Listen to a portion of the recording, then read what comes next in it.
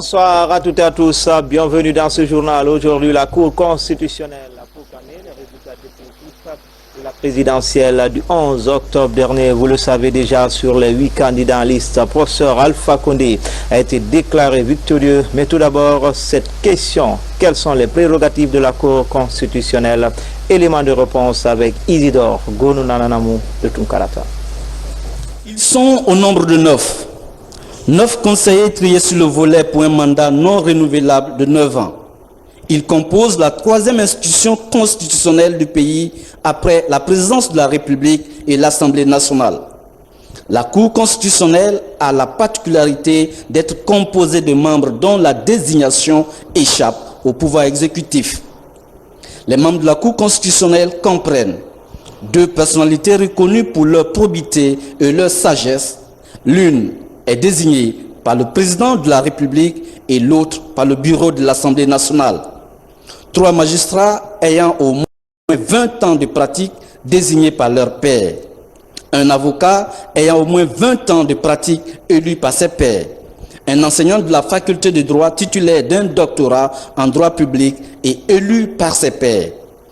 2 représentants de l'Institution nationale des droits humains.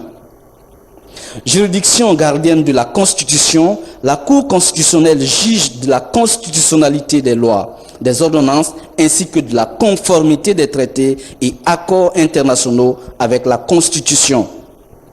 La Cour a également la compétence de veiller à la régularité des élections nationales dont elle proclame les résultats définitifs. La Cour constitutionnelle est l'organe régulateur du fonctionnement et des activités des pouvoirs législatifs et exécutifs et des autres organes de l'État. Après avoir prêté serment le vendredi 23 juillet 2015, les conseillers à la Cour doivent relever leur premier grand défi, à savoir celui d'examiner en toute légalité et en toute impartialité les recours dont la Cour est saisie par 3 des candidats à l'élection présidentielle et par la suite proclamer les résultats définitifs de l'élection présidentielle par un arrêt qui, selon la Constitution, n'est pas susceptible de recours. Ce samedi donc, après examen des recours de 3 candidats à l'élection présidentielle, la Cour constitutionnelle par un arrêt a proclamé les résultats définitifs de la dite élection. Professeur Alpha Condé est élu avec 57,84% des suffrages exprimés. Les Guinéens ont donc décidé de porter leur confiance au président du Parti du Rassemblement du Peuple de Guinée pour un second mandat. Le portrait du locataire de Cerro Touréa, c'est avec Kamara Bakar. Alpha Condé, premier président démocratiquement élu de la Guinée, est né le 4 mars 1938 à Boké. Scolarisé à l'école primaire du centre à Conakry, il part à l'âge de 15 ans muni de son brevet pour la France. Il passe son bac à Paris et Turgot, où il se lie d'amitié avec Bernard Kouchner. Universitaire diplômé de la faculté de droit de la Sorbonne et de l'Institut d'études politiques de Paris, Alpha Condé a commencé par une carrière de professeur de droit public à l'Université de la Sorbonne, à Paris. L'étudiant passionné de politique devient rapidement une grande figure du monde estudiantin africain à la tête de la puissante fédération des étudiants d'Afrique noire en France. En politique, l'auteur de la Guinée-Albanie de l'Afrique ou néocolonie américaine est resté un fervent militant de la cause africaine et de la lutte pour la démocratie sur le continent africain et en Guinée, ce qui lui vaudra une condamnation à mort par contumace par le régime du PDG. Après l'arrivée des militaires au pouvoir à Conakry, le 3 avril 1984, Alpha Condé prend le chemin du retour en Guinée le 17 mai 1991. Alpha Condé sera le président du plus grand parti politique du pays, le seul à n'avoir jamais participé à un gouvernement du président Ahmed Sékou Touré à Lansana Conté ou Moussa Dadis Camara, malgré de nombreuses offres politiques qui lui sont faites à intervalles réguliers. Lors de l'élection présidentielle de 1993, l'opposant est considéré par de nombreux observateurs nationaux et internationaux comme le favori du scrutin. Ceci dénonce un climat de fraude lorsque l'administration électorale annule précipitamment la totalité des votes à Sigiri et Kanka. Dans un climat de contestation, le RPG prône l'apaisement. Alpha Condé déclara alors, je cite, « Je ne suis pas venu en Guinée pour gouverner des cimetières ». Fin de citation. Après la disparition du général Lansana Conté et la fin de la transition militaire, le candidat de la coalition RPG Arc-en-Ciel est élu président de la République pour un mandat de 5 ans. À la présidentielle du 11 octobre, il a défendu son bilan et réaffirmé son combat pour un changement véritable. Ce qu'on a fait en 5 ans, ça n'a pas été fait pendant 50 ans. On a fait plus en 5 ans qu'en la Guinée en 50 ans. Et ça, je vous peux prendre secteur par secteur, je vous le démontrerai. Et les faits sont là, vous-même, vous direz que ça soit le même de l'enseignement, des routes, de l'énergie, etc. On a fait plus que en 50 ans. Les paysans, c'est leur problème, c'est eux. Moi, je suis venu pour travailler pour ces gens-là. Je suis venu pour travailler pour les pauvres, c'est eux qui m'ont mis ici. Le 17 octobre dernier, le candidat du RPG Arc-en-Ciel est provisoirement déclaré vainqueur de la présidentielle 2015 dès le premier tour. Ce 31 octobre, la Cour constitutionnelle a confirmé la belle victoire du professeur Alpha Condé. Du 21 décembre 2015 au 21 décembre 2020, le professeur Alpha Condé aura donc encore les destinées du peuple de Guinée. Quelles sont les attentes des Guinéens pour le prochain quinquennat? La sécurité, l'emploi et la réconciliation nationale. Voilà autant de sujets qui préoccupent les populations à la base. Explication, Mamadou Alpha Baldé. Quelques semaines après la présidentielle, les Guinéens sont dans l'attente du prochain gouvernement. Pour bon nombre de citoyens, plusieurs chantiers attendent le futur exécutif. L'un des plus importants parmi eux, celui de la réconciliation nationale. Le gouvernement rétape beaucoup sur la réconciliation nationale. Ici d'abord, il faut aller là-bas au village. Il ne s'agit pas vraiment de se limiter ici à Conakry, mais il faut aller vraiment dans les confins là-bas. C'est-à-dire appeler les sages, puisque vraiment les jeunes ou bien les femmes sont écoutées par ces sages, les impliquer vraiment dans cette réconciliation, enfin vraiment de se donner la main, de se donner des idées pour que vraiment le pays vraiment va sortir dans cette ornière-là.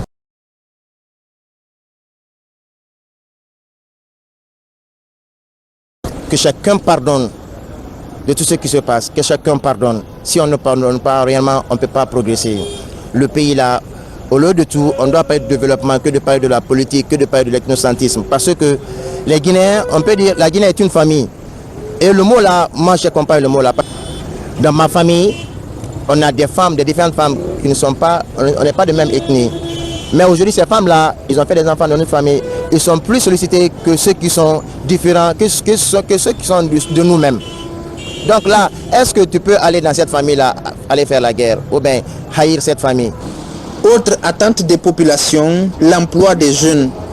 Beaucoup espèrent une amélioration de la prise en charge des jeunes en quête de premier emploi. Il y a beaucoup de défis qui attendent ce nouveau gouvernement, et surtout en ce qui concerne la jeunesse guinéenne. Il y a au moins 4 ou 5 générations qui ont terminé l'université depuis des années qui n'arrivent pas encore à trouver de l'emploi. Nous savons bien qu'on ne peut pas tout attendre du gouvernement, mais qu'il fasse le nécessaire pour encourager les jeunes à avoir des initiatives. Et une fois que les initiatives qu'on a, on ait des financements pour pouvoir financer ce que nous avons mis en place pour pouvoir se débrouiller et exercer ce qu'on a appris. Des secteurs comme l'habitat, les logements sociaux, la poursuite de l'électrification des villes, les infrastructures routières sont aussi des domaines sur lesquels les Guinéens espèrent trouver une réponse du prochain gouvernement. Justement, au cours de son premier quinquennat, le professeur Alpha Condé s'est attelé à la réalisation des infrastructures sociales de base. 3 régions sur 7 ont changé de visage. La desserte en eau et électricité s'est considérablement améliorée et la Guinée revient dans le concert des nations. Les acquis du premier quinquennat, c'est avec Mahamoud Bari. Incontestablement, le premier quinquennat du chef de l'État, professeur Alpha Condé, est satisfaisant.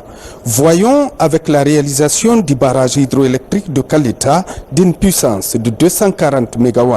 Les populations de la Basse-Côte et celles du Fouta se frottent les mains. L'obscurité est repoussée par la lumière. Aujourd'hui, la relance du secteur économique dans les régions de la Basse et Moyenne Guinée à travers la fourniture du courant est effective. Outre ces acquis, les préfectures et sous-préfectures de la Guinée sont illuminées par des lampadaires. L'autre grand changement perçu dans ce premier quinquennat du président de la République est l'organisation des fêtes tournantes. Les régions de Boké, de Mamou, de Zérékoré et de Kankan sont aujourd'hui devenues des villes modernes. De nouvelles infrastructures sont sorties de terre. Ce programme a permis de réaliser des édifices d'intérêt économique, socio-culturel et administratif. Une dynamique qui restaure l'autorité de l'État. Dans ces villes, des nouvelles routes sont réhabilitées en plus des grosses œuvres. Les femmes ont, à travers les mutuelles financières de femmes africaines, bénéficié d'inestimables appuis techniques et financiers pour leur autonomisation. Une action que professeur Alpha Condé entend renforcer pour accélérer la lutte contre la pauvreté, surtout en milieu rural. Pour ces jeunes, des Blue Zones ont été réalisées à Kaloum et à Dixine. Une maison de l'emploi est ouverte pour faciliter l'embauche. Pour relancer l'économie globale, des efforts drastiques ont été déployés afin de ramener l'inflation de 25 à 9%. La Guinée a pour la première fois conclu un programme avec le Fonds monétaire international. Du coup, le lourd fardeau de la dette a été allégé avec le PPTE. La croissance relancée avant de se mettre en berne par le virus Ebola. Avec sa vision de valoriser les potentialités, le port autonome de Conakry a été agrandi pour accueillir les plus grands bateaux du monde. D'importantes quantités d'engrais et d'outils agricoles ont été achetés et remis aux paysans pour la réussite des campagnes agricoles. La Guinée, qui manquait d'infrastructures hôtelières, a plus de 50 hôtels fonctionnels à ce jour. Ces hôtels de différents standings offrent un design aux nombreux touristes et visiteurs étrangers. Des centres de santé améliorés sont construits pour les populations rurales ainsi que des forages modernes. Les réformes de l'appareil judiciaire et des forces de défense et de sécurité ont marqué ces 5 ans du président de la République. Cet engagement qui consolide la démocratie rassure. Avec son leadership, le chef de l'État a inauguré le port minier de Katougouma dans la préfecture de Boké. Ces actions, qui sont loin d'être exhaustives, ont permis à professeur Alpha Condé de bénéficier une nouvelle fois la confiance des Guinéens. Un véritable challenge pour ce panafricain convaincu d'avoir la majorité de l'électorat. Et ce nouveau quinquennat s'annonce avec de nouveaux défis liés à l'amélioration des conditions de vie et d'existence des Guinéens. Dans l'actualité encore, l'armée guinéenne célèbre demain 1er novembre son 57e anniversaire. À cette occasion, une semaine a été dédiée à la revue des activités des forces de défense et de sécurité armées républicaines et d'honneur sur le sens de l'édito de Louis Auguste Leroy. À bien des égards, l'armée guinéenne est la sœur aînée de presque toutes les institutions de la République de Guinée. Il est vrai qu'à la date du 1er novembre 1958, au moment où naissait l'armée guinéenne, rien n'était définitivement joué, tout était possible, le jeune État restant exposé à des dangers aussi nombreux que divers et imminents. D'où cette vérité première, selon laquelle le sort de la République de Guinée a été heureux et retentissant, parce que ses fils, sous le drapeau français, ont opté pour l'indépendance nationale, rallié la terre de leur père, rejoint leurs frères dans les rangs et fait allégeance au pouvoir civil, tout naturellement installé à la tête du pays, conformément à la volonté du peuple. Il y a de la grandeur d'âme, de la hauteur de vue, beaucoup d'abnégation, beaucoup de patriotisme dans le choix, dans l'attitude et dans le comportement de ces soldats de l'an 0 de la République de Guinée. Heureusement qu'il en a été ainsi, et les vertus fondatrices se sont transmises de génération en génération au sein de l'armée guinéenne, si fait que même lorsqu'il lui est arrivé ce qui arrive à toutes les armées, de s'étourdir, l'armée guinéenne a su trouver en elle-même les forces de remobilisation et de réarmement moral pour se ressaisir, tout comme les ressorts d'une nouvelle détente pour se propulser au rang des meilleures armées africaines, pour ne pas dire plus. L'armée guinéenne a fait sien le programme du changement du professeur Alpha Condé l'a accompagné et soutenu dans les efforts de renouveau et de renaissance, passant obligatoirement par la réforme des forces de défense et de sécurité. En d'autres termes, l'armée guinéenne est comme dans tous les cas d'espèce à l'image de son chef suprême, à l'image du professeur Alpha Condé. Hier, volontaire et volontariste dans ses langes de baptême, aujourd'hui pétrie d'enseignement et d'expérience, l'armée guinéenne, remise à neuf, ressemble naturellement à son réformateur Alpha Condé. Parce que, incarnant la République, l'armée guinéenne est républicaine. Parce que, intégrée et fusionnée à la nation, l'armée guinéenne est armée-nation, tout comme Alpha Condé est en osmose avec la nation et qu'il représente si bien et si fièrement la nation. Bonne fête donc à l'armée guinéenne. Dans le reste de l'actualité, le premier ministre chef de gouvernement était ce matin à Kaliar, c'est dans la préfecture de Forêt-Karia. Mohamed Saïd Fofana appelle à ses populations à coopérer avec les agents de santé par rapport à la présence d'un cas suspect d'Ebola dans cette localité. Hadi Kamara, Kabasouma. Malgré les progrès réalisés, on constate encore aujourd'hui certaines poches de résistance face à Ebola. C'est pourquoi le Premier ministre Mohamed Saïd Fofana retrousse les manches encore pour venir sensibiliser les populations de Tana, un des districts de la sous-préfecture de Kalia, dans la préfecture de Forêt-Karia. Une démarche indispensable pour voir Ebola sortir de la Guinée. Nous avons estimé qu'il faut revoir le fonctionnement des barrages filtrants. D'abord, le personnel qui est vieilli en ces lieux, il faut permettre pour que les gens ne soient plus... ne développent pas des complicités avec les populations locales. Deuxièmement, les services de sécurité qui doivent travailler pour appuyer l'effort des agents doivent aussi être renforcés, tant en effectif, mais aussi en termes de discipline, pour que chacun joue son rôle. Et troisièmement, il faut que tous les citoyens guinéens, quel que soit leur rang, n'est-ce pas, s'astreignent à respecter les mesures qui doivent être respectées, à savoir se faire flasher et accepter de recevoir les solutions pour laver les mains. Tout le monde doit accepter cela. Les ministres, à commencer par le Premier ministre, les officiers et tout le monde. Car il arrive souvent que certains font valoir leur grade, leur rang, pour refuser, n'est-ce pas, ces mesures-là. Donc à partir de maintenant, nous allons y mettre fin.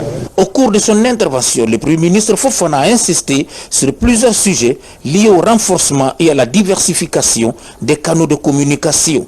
À cela, il faut ajouter l'implication et la coopération des chauffeurs, des commerçants, des communautés et des services de sécurité au niveau des barrages. Pourquoi cette femme qui est arrivée n'a pas pu être suivie? Certes, il faut continuer à sensibiliser les gens. Mais au jour d'aujourd'hui, je crois savoir que tout le monde connaît la dangerosité de cette maladie. Et tout le monde sait aussi qu'on n'en meurt pas aussi facilement, qu'il y a déjà l'effort fourni pour que la prise en charge soit totale et parfaite. Alors, les dernières personnes réticentes sont celles qui, certainement, ne veulent pas. Alors, quand quelqu'un ne veut pas, il est difficile de le sensibiliser. Quand quelqu'un connaît la dangerosité de la maladie, quand il connaît qu'on a les chances de le traiter et qu'il refuse, alors il faudrait qu'ensemble, avec la population, on examine, n'est-ce pas, le sort de ceci. Auparavant, le Premier ministre Fofana s'est entretenu avec tous les acteurs de Forêt-Karia impliqués dans le processus de lutte contre Ebola. Ici, il a invité les guérisseurs traditionnels à faire preuve de sagesse et de citoyenneté dans cette lutte. Il y a les guérisseurs qui reçoivent ces malades chez eux et qui continuent de faire croire qu'ils peuvent traiter les malades moyennant, n'est-ce pas, de l'argent. Nous allons avoir une réunion avec eux aussi. Ils vont être convoqués le mercredi, surtout les derniers réticents, pour les amener à accepter. Mais au besoin, au finish, il faut criminaliser, n'est-ce pas, tous ceux qui refusent de collaborer, tous ceux qui savent qu'ils sont en contact et qui refusent, n'est-ce pas, de collaborer, doivent être considérés comme en flagrant délit de violation des règles qui ont été édictées. Nous sommes en situation d'urgence sanitaire. Cette situation, elle est actuelle encore. Donc chacun doit accepter de collaborer. Je crois qu'il n'y a pas fuir en la demeure. Aujourd'hui, il n'y a que cette seule femme qui est à rechercher. Et justement, nous avons réuni les populations des localités avoisinantes pour les sensibiliser afin que la femme soit retrouvée. Elle n'est certainement pas porteur de, n'est-ce pas, du virus du sida, parce que le délai d'observation est passé, mais on n'a aucune nouvelle de cette femme. Est-ce qu'elle est en Guinée? Est-ce qu'elle est en dehors du territoire? C'est tout cela qu'il faut pour que l'on soit effectivement rassuré que ces derniers cas sont finalement maîtrisés et très bien dans les 4 jours que tout le monde sortira de la surveillance. Cette campagne va se poursuivre activement pour débarrasser la Guinée de cette épidémie qui a endeuillé les familles et qui a fragilisé notre économie. La région administrative de Kindia vient d'abriter un atelier du ministère de la Santé. Il était axé sur l'élaboration des plans triennaux pour le développement sanitaire des districts et régions du pays, un projet qui participe au plan de relance et de résilience du système de santé en Guinée. Hadia Toubari, de retour de Kindia. Pour l'une des rares fois, ils se réunissent.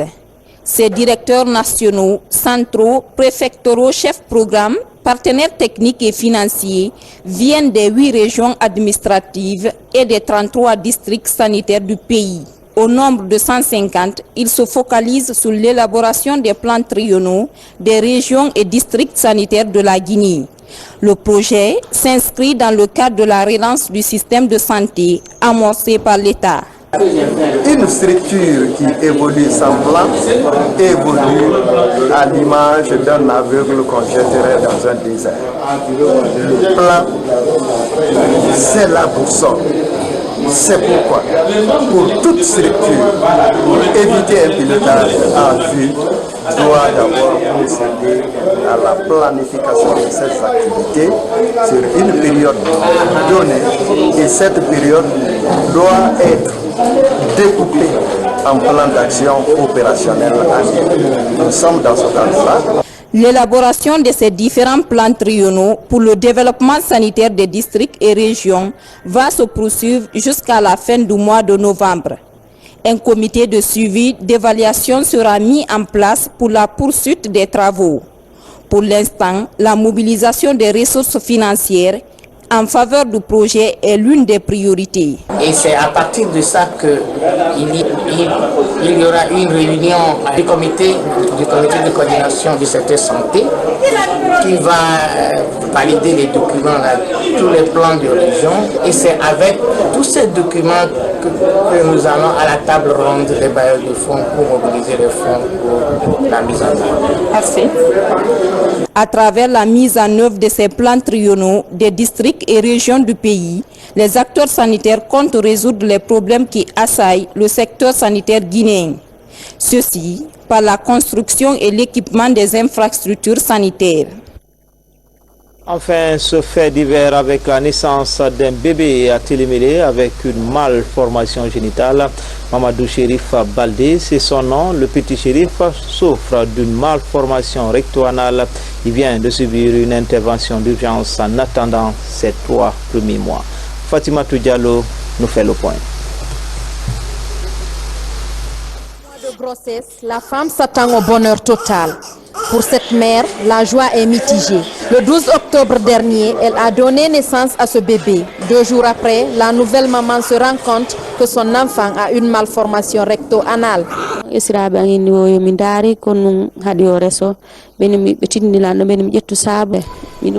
jours après l'accouchement, ma belle-mère me demande de mettre du savon dans l'anus de mon bébé afin qu'il fasse les selles. C'est ainsi que j'ai vu qu'il n'a pas d'anus et je me suis évanouie. Mon mari est inquiet parce qu'on n'a pas les moyens. C'est pourquoi il m'a dit de venir à Conakry pour chercher de l'aide pour sauver mon garçon. Venue de Télémélé, Aïssatou Baldé est désemparée. Son bébé est reçu 5 jours après sa naissance dans cette clinique en urgence pour les premiers soins. Un enfant qui n'a pas d'anus, 5 jours, il est forcément ballonné. Ballonné avec des circulations collatérales. Immédiatement, nous avons réalisé une radiographie qui nous permet, nous les chirurgiens, de prendre la décision thérapeutique. Faut-il aller réaliser directement l'anus ou faut-il faire une anus d'attente, la colostomie? Depuis cette intervention, ce brave petit garçon a retrouvé le sommeil. Cette plaie ouverte est un bout de son intestin. Pendant 3 mois, ce canal fait office d'orifice anal. Nous avons décidé de faire une colostomie chez l'enfant. Qu'est-ce que ça veut dire? Ça veut dire juste qu'il faut réaliser une intervention à boucher l'intestin dehors. Parce que réaliser directement l'anus, c'est très difficile, ça prend du temps. Donc pour sauver l'enfant, nous avons réalisé la colostomie d'attente. Voilà. Et après 2-3 mois, bien sûr, selon la possibilité des parents, il faut réaliser l'anus. Né de parents démunis, Mohamed Chérif attend la manifestation de la solidarité nationale pour s'épanouir comme tous les autres bébés de Guinée. Les structures en charge de la protection de l'enfance et les bonnes volontés sont attendues au chevet du petit Chérif à Kaporo. SOS donc pour le petit Chérif Mamadou Chérif Baldé, né de parents pauvres. C'est tout pour les infos. Tout le plaisir a été pour moi de vous servir. Demain, vous serez avec Alia Kamara. Très belle soirée à tous. À bientôt.